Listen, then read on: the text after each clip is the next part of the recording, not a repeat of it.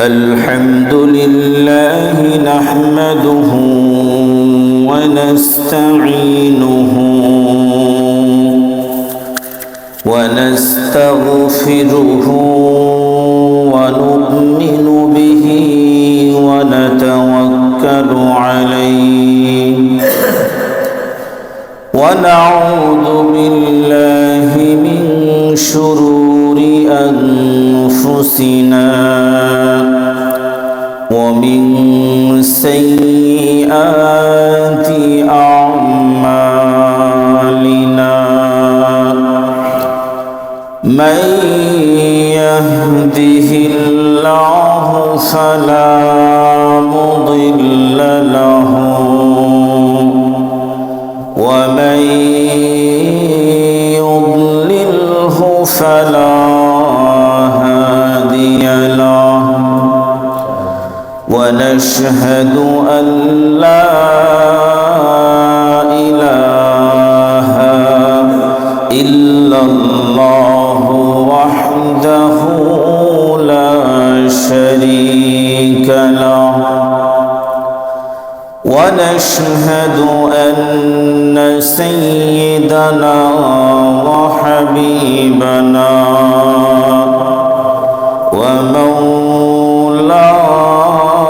ومولانا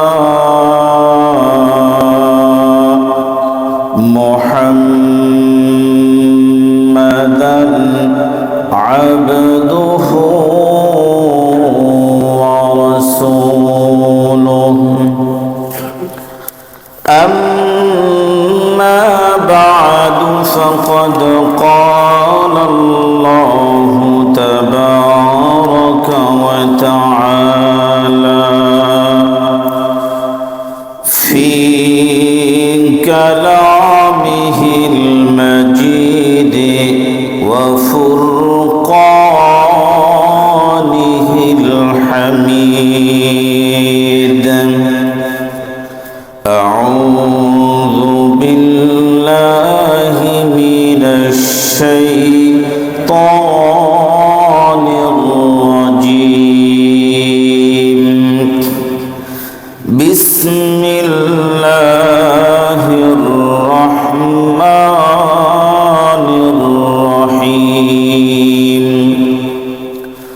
قل إن الموت الذي تفرون منه فإنه ملاقيكم ثم تردون إلى عالم الغيب والشهادة فينبئكم بما كنتم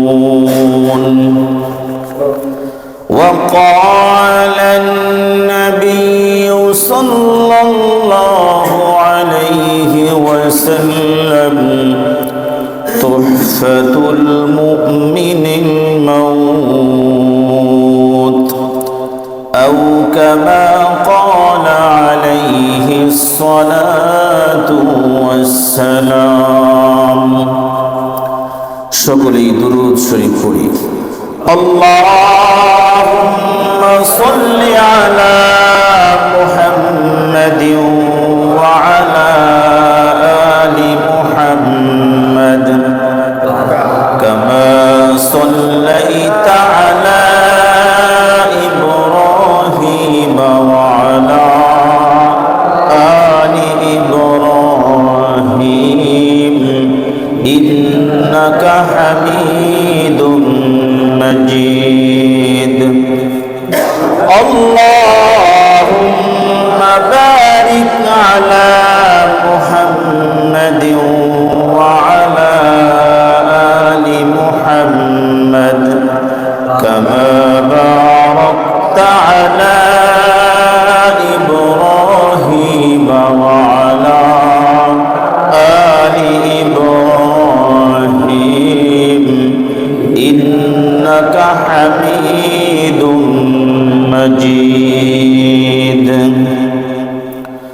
আলহামদুলিল্লাহ সুম্মা আলহামদুলিল্লাহ। আল্লাহ পাকের দরবারে অসংখ্য অগণিত শুকর এবং সুজুদ যে আল্লাহ রব্বুল আলামিন আমাদেরকে জুমার সালাত আদায় করার জন্য তার ঘর মসজিদে এসে বসার তৌফিক দান করেছেন। এজন্য শুকরিয়া আদায় করি আলহামদুলিল্লাহ। কুরআনুল কারীমের মধ্যে যত আয়াত আছে এর মধ্যে 500 আয়াতের মতো আছে আল্লাহ পাকের বিধিনিষেধ, হুকুম আহকাম। কিন্তু হাজারের উপরে আয়াত আছে, আলোচনা আছে যে মৃত্যুর ব্যাপারে আলোচনা। মৃত্যু যে প্রতিটা মানুষের মাখলুকাতের যে মৃত্যু হবে, এই মৃত্যুর ব্যাপারে আল্লাহ রাব্বুল আলামিন হাজারের মতো আলোচনা করছেন কুরআনুল কারীমের মধ্যে। মানুষ মারা যাবে। আপনার আমার সামনে অনেক লাশ আমরা মরতে দেখেছি, গোসল দেওয়া দেখেছি, জানাজাও দেখেছি। আত্মীয় স্বজনের কেউ মারা গেছে, তারা কান্নাকাটি করতেছে, এরকম কান্নাকাটিও বহুত আমাদের কানে এসেছে। মানুষ মারা যাবে এর মধ্যে কারোই সন্দেহ নাই। তবে ফেরেশতা আছে, এরা কি মারা যাবে? জিন আছে, এদের কি হালত হবে? এরাও কি মারা যাবে? মানুষের মৃত্যু আছে, জিনও তো আছে, জিন জাতি আছে, ফেরেশতা আছে, এদের কি হালত? মানুষ মারা যায়, আমরা দেখি মানুষ এখন কতটুকু হায়াত পায় তাও আমরা বুঝতে পারতেছি। 100 বছর যাওয়া খুব টাফ। কিন্তু জিনদের মৃত্যু আছে কিনা, অথবা জিনদের হায়াত কেমন, এটা কয় বছর হায়াত পায়, ফেরেশতাদের মৃত্যু হয় কিনা, অথবা এই ফেরেশতাদের হায়াতের ব্যাপার সেবারে কিছু জানার দরকার। মানুষের হায়াত মৌত আছে, আমরা দেখতেছি। একটা মানুষ আস্তে আস্তে বড় হচ্ছে, দাড়ি বাড়তেছে, আস্তে আস্তে পূজা হয়ে যেতেছে, 60, 65, 70, 75 খালাস, দুনিয়া থেকে বিদায় হয়ে যাচ্ছে। জিন জাতিকে আমরা দেখিও না, এটা হায়াত কতটুকু পায়, কয়দিন বাঁচে, এদের খাবার দাবার কি, এরকম আমরা মালুম নাই। নবী করিম সাল্লাল্লাহু আলাইহি ওয়াসাল্লাম হযরত ওমর ফারুক রাদিয়াল্লাহু তাআলা আনহু সহ কোন এক জায়গায় যাইতেছিলেন। চলতে চলতে হঠাৎ নবী আলাইহিস সালামের কানে একটা আওয়াজ আসলো, আসসালামু আলাইকা ইয়া রাসূলুল্লাহ। নবী আলাইহিস সালাম সালামের জবাব দিলেন। সালামের জবাব দেবার পরে জিজ্ঞাসা করলেন, মাসমুক, তোমার নাম কি? জবাব আসলো, ইসমি, আমার নাম হইল হাম্মা ইবনে হাম ইবনে লাকিস ইবনে ইবলিস। আমার নাম হইল হাম্মা, আমার বাবার নাম হাম, আমার দাদার নাম হইল লাকিস, আমার পর দাদার নাম হইল ইবলিস। বোঝা গেল ইবলিসের নাতির ঘরের পুতি। নবী আলাইহিস সালাম জিজ্ঞাসা করলেন, কাম অমরুকা, তোমার বয়স কত? উত্তর আসলো, আমার বয়স হইল আদম আলাইহিস সালামের সন্তান কাবিল যখন হাবিলকে হত্যা করে, তখন আমি বাচ্চা, ছোট। আমার বয়স তখন তেমন না, আমি তেমন কোনো কিছু বুঝি না। বড় বড় শয়তানি আমার দ্বারাই হয় নাই, আমি ছোট ছোট শয়তানি করছি। আমি এই পাহাড় থেকে লাফায়া অন্য পাহাড়ে গেছি, ছাগল ভেড়াগুলোরে দাবড়াইছি, মানুষের খাবার দাবার গুলো নষ্ট করছি, এইটুকু আমার মনে আছে।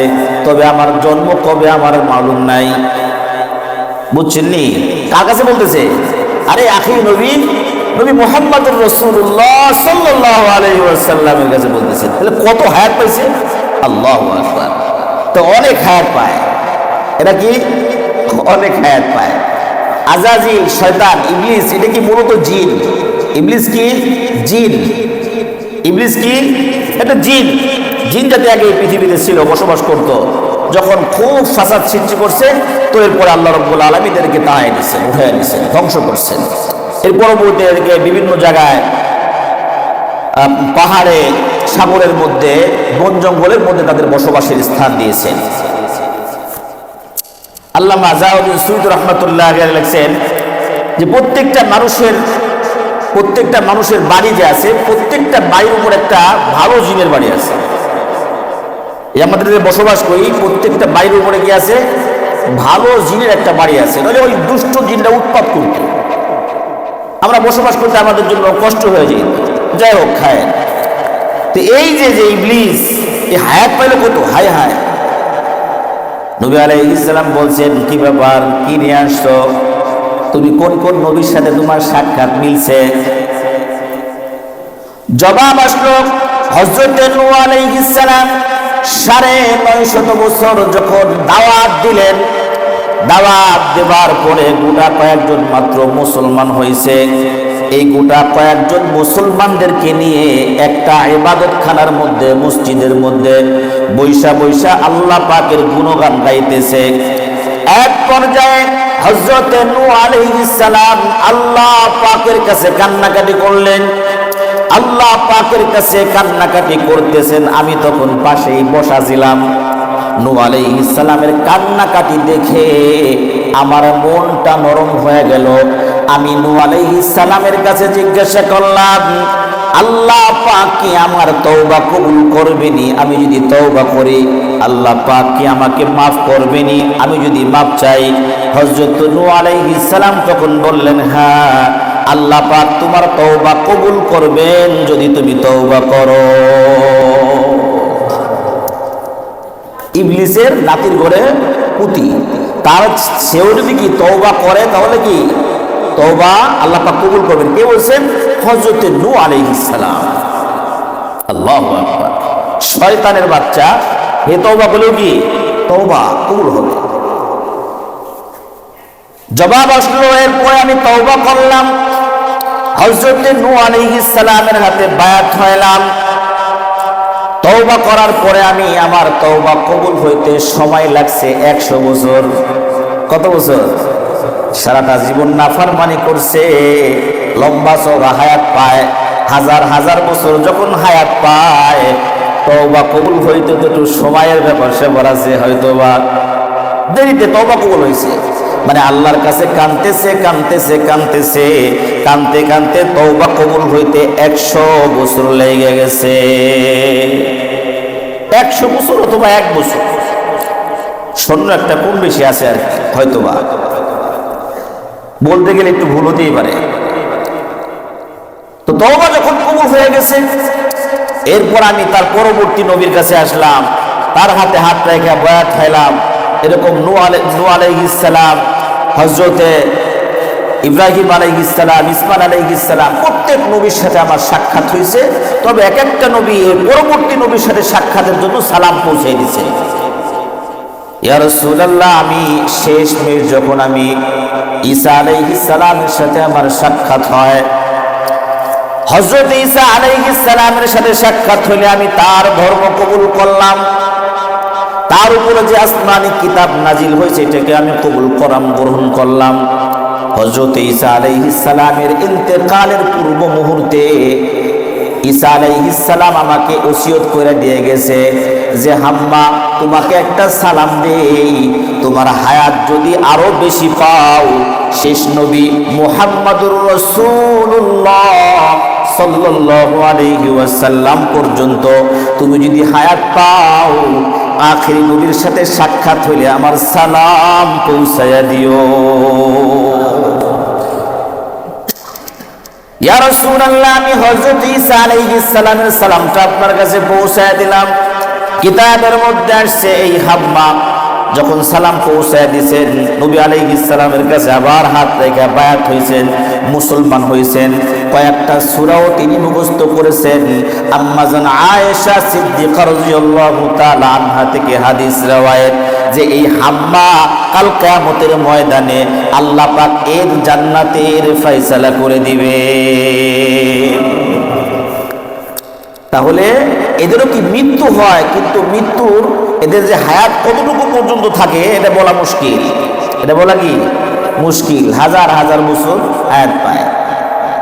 কিন্তু এদেরও কি আছে, এদেরও কি আছে মৃত্যু আছে, এরাও মরবে, এরাও মরবে। এ কথা বললাম যে এরাও কি, এদেরও মৃত্যু হবে, মৃত্যু আছে, এরাও মারা যাবে। জিন জাতির যে আরো বেশি দিন বাঁচে আরেকটা ঘটনা আছে। এক বুজুর্গ রাত্রে কিতাব লিখতেছেন, কিতাব তাফসীরের মধ্যে এটা আলোচনা করছিলাম, একদিন কিতাব লিখতেছিলেন। তো জিন জাতি বিভিন্ন সময় বিভিন্ন রূপ ধারণ করতে পারে।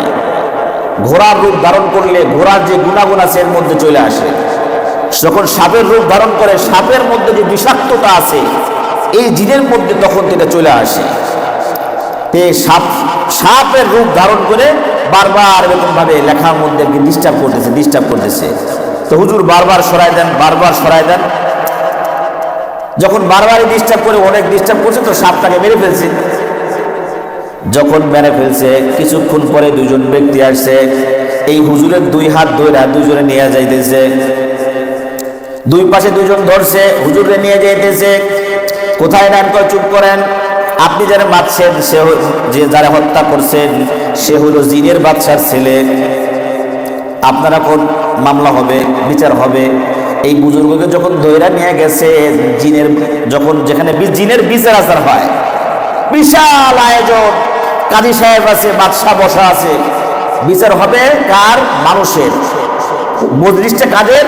জিনের মজলিস। মজলিসটা কাদের? জিনের মজলিস। তো কাজী সাহেব যখন বিচার করবে, এখানে ফাঁসি, কতলা, মানে হত্যার বদলে হত্যা, হত্যার বদলে হত্যা। কাজী সাহেব যখন বলতেছে হ্যাঁ হত্যার বদলে কি হত্যা, তাহলে কি করতে হবে? এরাও হত্যা করতে হবে।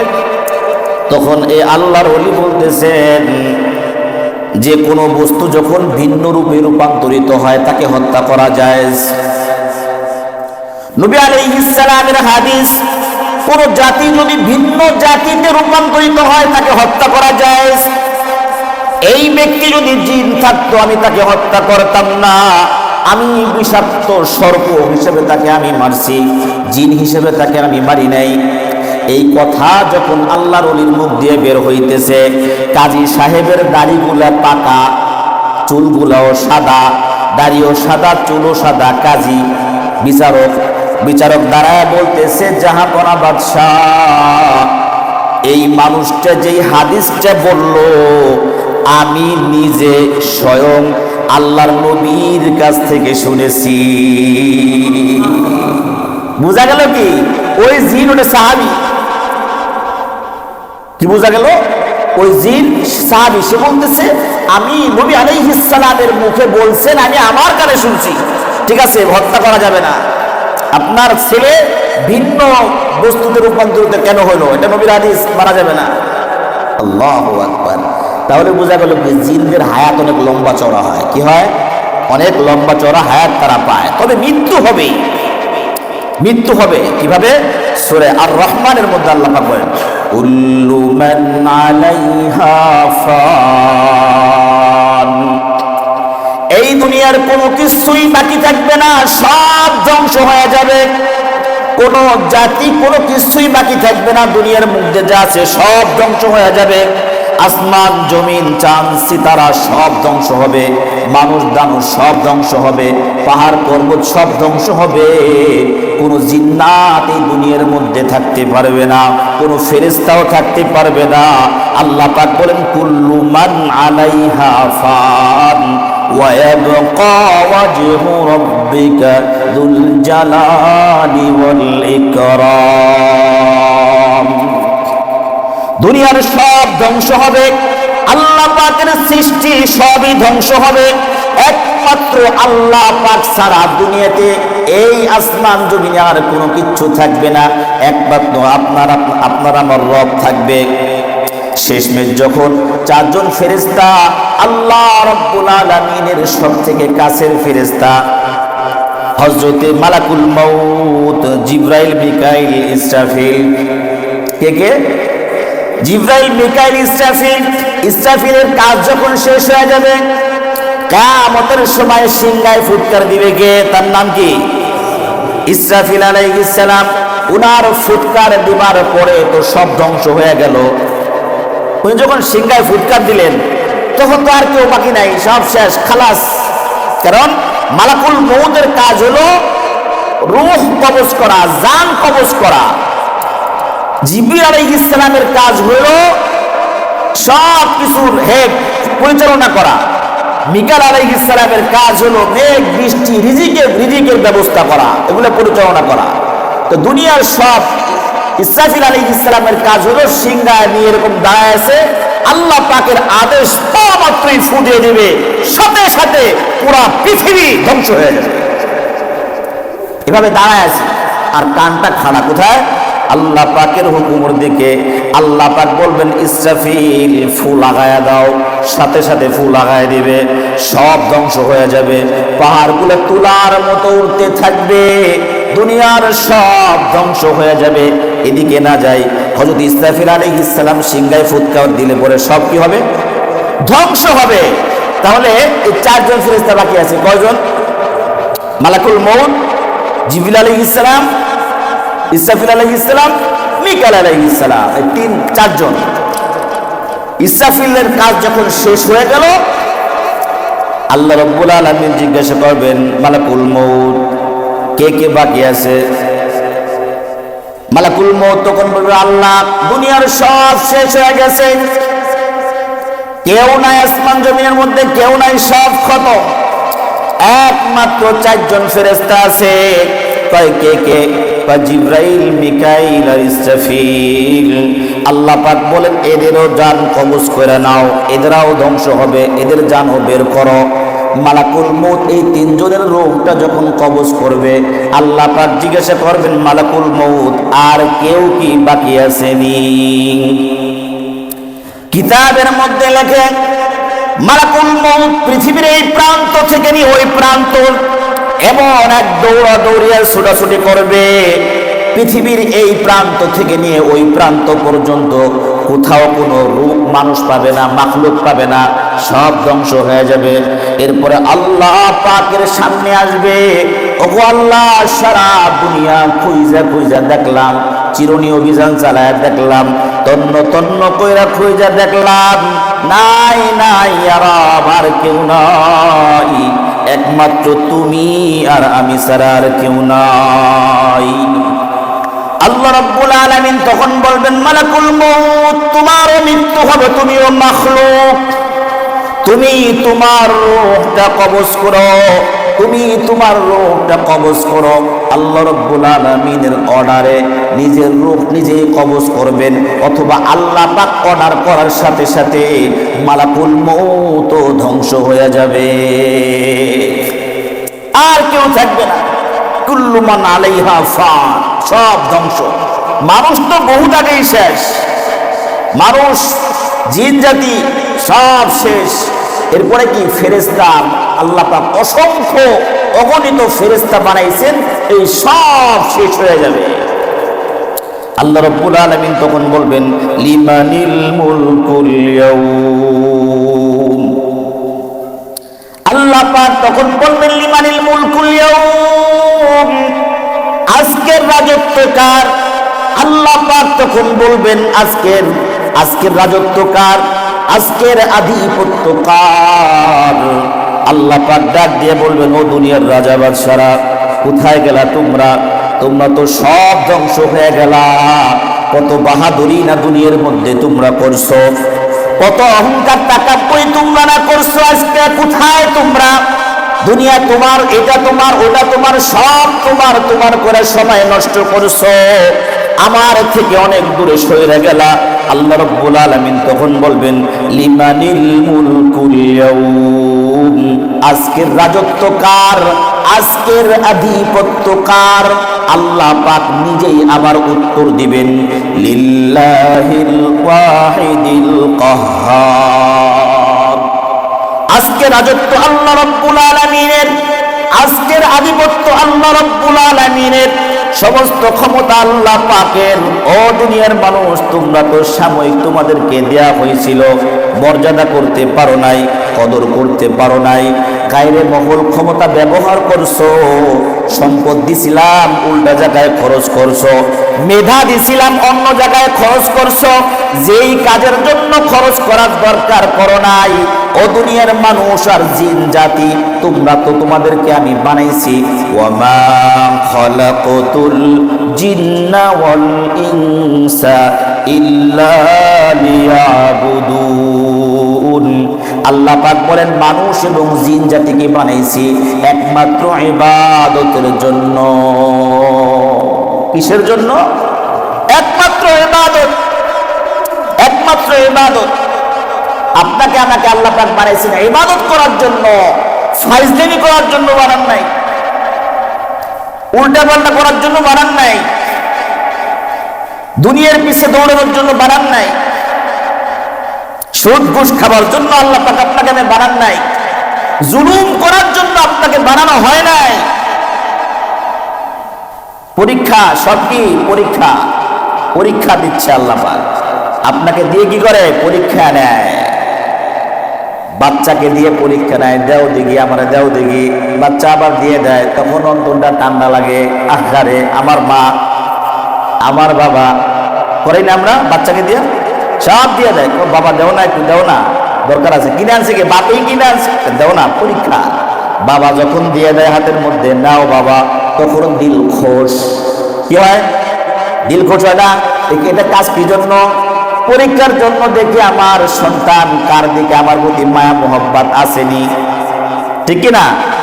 আহা, আল্লাহ রাব্বুল আলামিন আপনাকে আমাকে দান করছেন, তুমি সরকারি চাকরি পাওয়ার উপযুক্ত না, তুমি কোন যোগ্যতা আছে কুচুর মাথা। আল্লাহ পাক তোমাকে দয়া করে দান করছেন। তুমি কোটিপতি, তোমার কোনো যোগ্যতা নাই, তোমার কোনো যোগ্যতা নাই। আল্লাহ পাক দয়া করে তোমাকে কোটিপতি বানাইছেন। এই সম্পদটা তুমি কোন কাজে ব্যবহার করলা, এটা আল্লাহ পাক পড়ায় গন্ডা হিসাব নেবেন। আল্লাহ পাক তোমাকে চক্ষু দিয়েছেন, তোমার অঙ্গ প্রত্যঙ্গের মধ্যে কত কিছু নিয়ামত দান করছেন, এগুলাও কি সব আমানত তোমার কাছে দিছেন। এই চোখ তোমার কাছে আমানত, মালিককে? আল্লাহ। কান, কান আমার কাছে আমানত, মালিককে? আল্লাহ। এই মুখ, অঙ্গ প্রত্যঙ্গের সব কিছু আপনার আমার কাছে আমানত, প্রকৃত মালিক হলো স্বয়ং রব্বুল আলামিন। এই জন্যই তো আত্মহত্যা করা জায়েজ নাই, হারাম। কারণ এটা আপনার না, এটা কার? আল্লাহর। আপনার কোনো কিছু না। আপনি শরীরের মধ্যে ট্যাটু আঁকাইতে পারবেন না, শরীরটা আপনার কাছে আমানত। আমানত বুঝি তো আমরা, আমানত। মনে করেন আপনার কাছে কেউ 1 লাখ টাকা রাখছে, এটা আমানত। এই টাকা ধারও দিতে পারবেন না, ভাঙ্গাইতেও পারবেন না, নিজেও খোঁজ করতে পারবেন না। আমানত যেভাবে দিচ্ছে সেভাবে রাখতে হবে, এটা কি আমানত? আরে বুঝছি তো, আমানত কাকে বলে? আমানত এটা আপনার কাছে 1 লক্ষ টাকা দেওয়া হলো, হ্যাঁ আব্দুল করিম রাখো 1 লক্ষ টাকা তোমার কাছে আমানত। খতিব সাহেব আপনার কাছে এই জিনিসটা আমানত রাখলাম, মানে এটা এইভাবে রাখতে হবে। এটা বাংতি করে ওজন যাবো না। 1 লক্ষ টাকা সব হলো 100 টাকার নোট, আর একজনের টাকা লাগবে ভাঙতি করে দিই, চলবে না। ভাঙতিও করা যাবে না, নিজের ফায়দার জন্য তো নেওয়া যাবেই না। তাহলে কি আমানত? আমানত চন্দে রুজে নজদে মত দর হাকিকত মালিকে হর শায় খোদা। তোমার মনের মধ্যে যত কিছু নিয়ামত দান করা হয়েছে, কবি বলেন এই সমস্ত কিছু হলো আল্লাহ পাক তোমার কাছে আমানত রাখছেন। এই জন্য শরীরের মধ্যে ট্যাটু আঁকাইতে পারবা না, দাগাদাগি করতে পারবা না, কাটতে ছিঁড়তে পারবা না, এক চোখ আরেকজনকে দিতে পারবা না, এইটা করতে পারবা না। দেওয়ানের ক্ষেত্রে আবার মাসালা ভিন্ন আছে। আবার পেঁচ লাগাই দিয়ে রক্ত দিয়ে, আমরা রক্ত দিই না, এগুলো আমানত। এগুলো রক্ত দেওয়া জায়েজ, পেঁচ লাগায় না, কিছু কিছু জায়েজ আছে। মূলত কি প্রকৃতপক্ষে সব কি আমানত। এই জন্য আত্মহত্যা করতে পারবা না, এই জানটা তোমার না, আল্লাহর।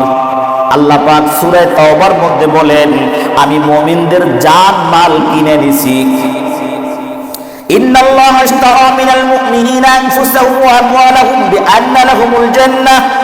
আল্লাহ পাক বলেন, মুমিন তোমার জানটা আমি কিনছি, তোমার জানটা আমি কিনছি বান্দা, বিনিময়ে আমি রব তোমাকে জান্নাতের মতো দৌলত দিয়ে দিছি।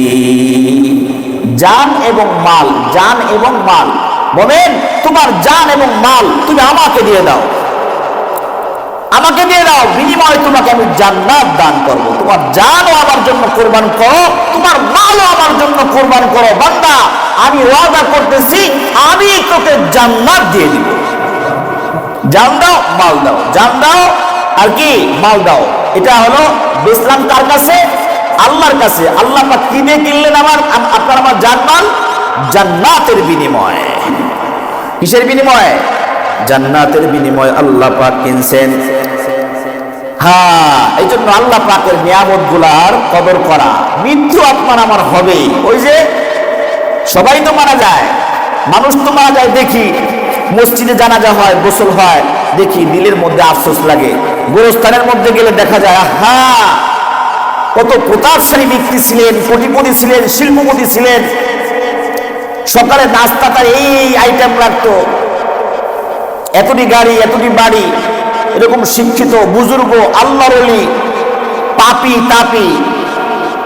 আজিমপুর দিয়ে যাইতেছিলাম গত রবিবার বা সোমবারে, পাশ দিয়ে যাইতেছি, রিক্সা দিয়ে পাশ দিয়ে যাইতেছে, হাজার হাজার নেম প্লেট রাস্তার দিকে মুখ করে রাখছে। কোন দিকে? রাস্তার দিকে।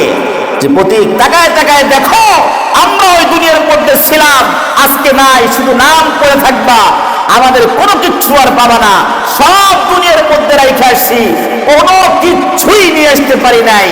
একমাত্র যেগুলা দান সৎকা করছি, আল্লাহর রাস্তায় খরচ করছি, এগুলা ছাড়া, নেক আমল ছাড়া ও দুনিয়ার মানুষ আর কোনো কিচ্ছু নাই।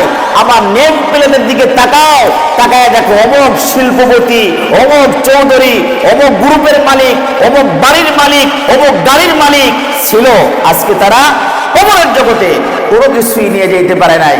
সমস্ত সম্পত্তি, সমস্ত কিছু দুনিয়াতেই রেখে যেতে হয়েছে। নেম প্লেট গুলো পড়লাম আর দেখলাম হ্যাঁ নামেই বোঝা যায় যে কি কি ছিল। অনেকের নামের সাথে আবার টাইটেল লাগানো আছে। নেম প্লেট গুলো দেখবেন রিক্সা দিয়ে যাওয়ার পথে এই নিউ মার্কেটের সাইড দিয়ে যখন আজিমপুরের মধ্যে ঢোকে, সব নেম প্লেট রাস্তার দিকে এরকম ভাবে রাস্তার দিকে দেওয়া। আপনি পড়তে পারবেন, আপনি পড়তে পারবেন যে কোন ব্যক্তি, তার ঠিকানা ঠিকানা দেওয়া আছে। কোথায় বাহাদুরি? মৃত্যু হবেই, পালাবার কোনো সুযোগ নাই। এই জন্য মেরা দোস্ত, ওই যে ইবলিসের নাতির ঘরের পুতির তওবা কবুল হয়েছে, তা আপনি কেন বসে আছেন? আরে ইবলিসের নাতির ঘরের পুতির তওবা যদি আল্লাহ পাক কবুল করে, তাহলে আপনি আমি কেন বসে আছি? কেন তওবা করে আল্লাহর দিকে ফিরে আসতেছি না? কেন দেরি করতেছি? কেন?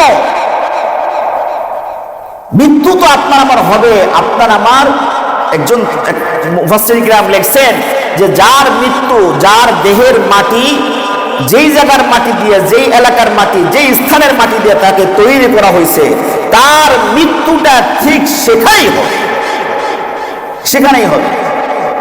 মৃত্যু হয় ঘরের মধ্যে হয় না, রাস্তায় হইতেছে, মসজিদে হইতেছে, পানিতে হইতেছে, বিভিন্ন জায়গায় যার যেখানে মৃত্যু তার সেখানে হবে।